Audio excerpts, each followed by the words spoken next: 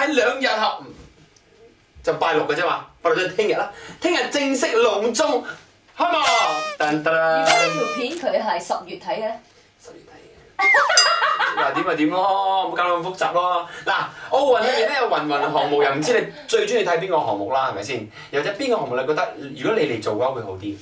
你哋覺得即係如果邊個項目你嚟做會好啲？我要攞火炬。火炬啊！對唔住，呢個唔係運動，呢個係只不過係一個代表。你睇聽咗個問題咯。而家啲後生人都係咁樣答問題㗎啦，都唔答吧，咪飛手答。咁啊真係喎！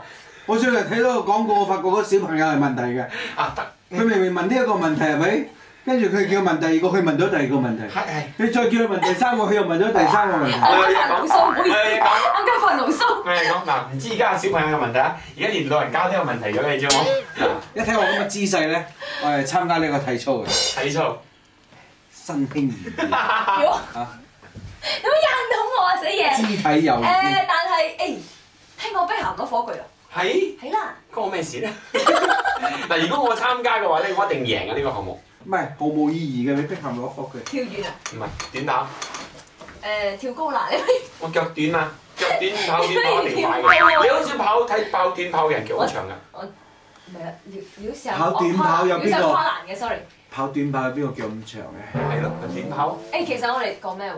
我哋就問你咧，即係咁多奧運運動項目，你最矚目嘅係邊個？或者如果俾你做個開幕啦，你要做啲咩？